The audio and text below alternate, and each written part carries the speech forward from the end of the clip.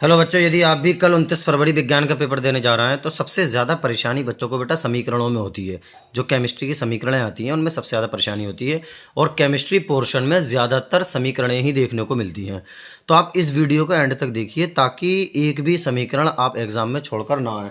तो बहुत ही ध्यान से एकदम समझने की बात है, ये वीडियो को बिना स्किप किए देखिए। बहुत ही बेहतरीन समीकरण मैं आपके लिए लेकर आया हूँ। तो पहली समीकरण क्या है, देखो पहला है बेटा, तनु सल्फ्यूरिक अम्ल दानेदार जिंक के साथ अभिक्रिया करता है। तनु सल्फ्यूरिक अम्ल दानेदार जिंक, बेटा जिंक का हम सूत्र लिख देंगे, मैं ऊपर कर देता हूं इसे। देखो तनु सल्फ्यूरिक अम्ल दानेदार जिंक, जिंक क्या होता है Zn प्लस सल्फ्यूरिक अम्ल का सूत्र क्या होता है H2SO4। अब होगा क्या बेटा, कुछ भी नहीं होगा, ये Zn इस H2 को मार देगा धक्का और इसकी जगह अपने आप आ जाएगा, यानी Zn H2 की जगह पर आ जाएगा।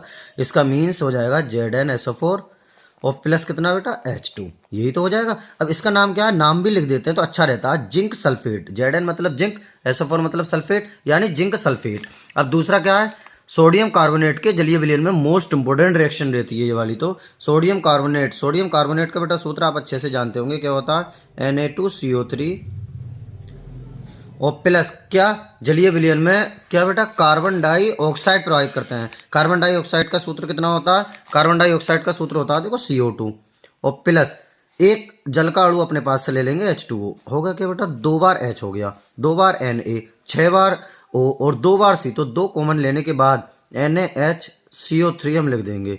अब ये रिएक्शन बेटा इस तरह से भी हो सकती है, कैसे प्राप्त करेंगे, सोडियम कार्बोनेट से सोडियम बाइकार्बोनेट, क्योंकि ये सोडियम कार्बोनेट का सूत्र, ये सोडियम बाइकार्बोनेट का। या कैसे प्राप्त करेंगे, धावन सोडा से खाने का सोडा। तो किसी भी तरह से ये रिएक्शन आपको देखने को मिल सकती है, ठीक है, किसी भी तरह से जाए। अब तीसरा वाला देखते हैं, तीसरा क्या है बेटा, ब्रंजक चूर्ण की क्रिया तनु सल्फ्यूरिक अम्ल से होती है। अब देखो पहले ब्रंजक चूर्ण का हम सूत्र लिखेंगे बेटा, काय का सूत्र, ब्रंजक चूर्ण का। मैं इस तरीके से कॉपी को उल्टी करके आपको करके दिखा देता हूँ। ब्रंजक चूर्ण का सूत्र होता है CaOCl2 प्लस तनु सल्फ्यूरिक अम्ल यानी H2SO4, ठीक है। देखो इसका पहला वाला इसके दूसरे वाले के साथ जाता है, यानी CaSO4। क्या हो गया बेटा, Ca मतलब कैल्शियम, SO4 मतलब सल्फेट, यानी कैल्शियम सल्फेट। अब ये O जाएगा H2 के साथ, प्लस कितना H2O और प्लस बचा क्या Cl2, ये बेटा Cl2 अलग को चला जाएगा, क्लोरीन, ठीक है, Cl2 अलग चला जाएगा।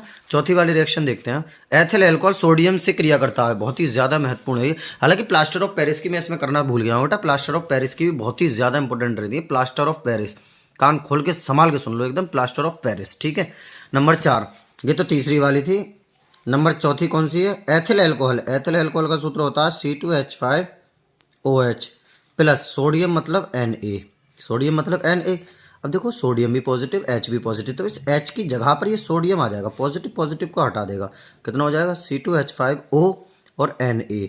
ये H बेटा अलग भाग जाएगा, लेकिन H कभी भी अकेला नहीं जाता क्योंकि ये गैसेज से H2 जाता है। जब यहाँ 2 जाएगा तो ये ध्यान रखना H2 हो गया यहाँ पर 2 बार, लेकिन यहाँ अकेला H, इसलिए समीकरण को संतुलित करने के लिए 2 यहाँ लगा देंगे।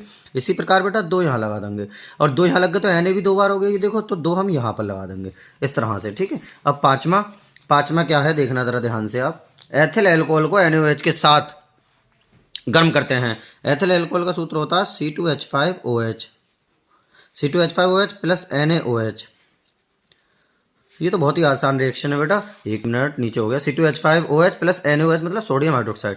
बेटा इस H की जगह पर ये Na आ जाएगा, ठीक है, और H और OH मिलकर H2O ये अलग चले जाएंगे, यानी C2H5ONa और प्लस H2O, इस तरह से ये अलग को चला जाएगा। अगला क्या है, नंबर 6, एसिटिक अम्ल सोडियम हाइड्रोक्साइड से अभिक्रिया करता है। एसिटिक अम्ल का सूत्र क्या होता है, नंबर 6, एसिटिक अम्ल का सूत्र होता है CH3COOH प्लस सोडियम हाइड्रोक्साइड। देखो सोडियम मतलब Na, हाइड्रोक्साइड मतलब OH, सोडियम मतलब Na, हाइड्रोक्साइड मतलब OH। अब क्या होगा, देखो CH3COOH प्लस NaOH, इसकी क्रिया हमने कराई तो ये वाला H इस OH के साथ अलग को चला जाएगा, कितना बनेगा CH3COONA और प्लस कितना बेटा H2O।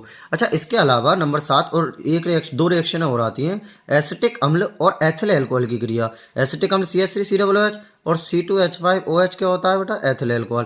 इसकी क्रिया में होता कुछ नहीं है, ये H इस OH के साथ अलग को भाग जाता है, ये दोनों पहले लिख देते हैं, यानी CH3COO, तो CH3COO ये H भाग गया, C2H5 इधर बचा, ये C2H5 और प्लस कितना प्लस H2O ठीक है, इस तरह से। और कभी कभी ये आ जाता है कि कैसे प्राप्त करेंगे एसिटिक अम्ल से एथिल एसीटेट, ये एथिल एसीटेट का सूत्र।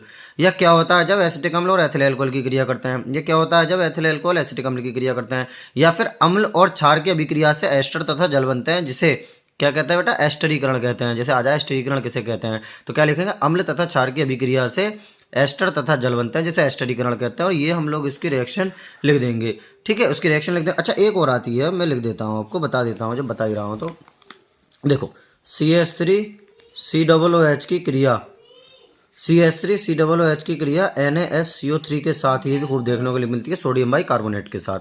तो क्या होगा, इस H की जगह तो सबसे पहले Na आएगा। देखो, एक H ये, एक H ये, H2 और एक O यहाँ से निकलेगा H2O, यानी CH3COONA और प्लस H2O और प्लस कितना बेटा, CO2, ये अलग को चला जाएगा। ठीक है, एक और आप रिएक्शन देख लो, कौन सी, जो एसिटिक अम्ल होता है, एसिटिक अम्ल, उसकी क्रिया Na2CO3 से, यानी सोडियम कार्बोनेट से करते हैं। तो देखो, एक Na तो इसके साथ जाएगा, कितना हो जाएगा, CH3COONA, ठीक है, प्लस एक Na ये, एक O यहाँ से निकलेगा और H ये, तो NaOH और प्लस यहाँ से CO2 बचेगा, कितना बचेगा, CO2। तो इस तरह ये रिएक्शन हमने जो महत्वपूर्ण थी। और हाँ हाँ, एक बात ध्यान रखना, प्लास्टर ऑफ पेरिस की रिएक्शन है ज़रूर कर लेना, वो भी काफ़ी देखने को मिलती हैं। तो चैनल को सब्सक्राइब कर दीजिए, वीडियो को लाइक कर दीजिए, और आपको किस टॉपिक पर वीडियो पाना है वो कमेंट्स बॉक्स में बता दीजिए।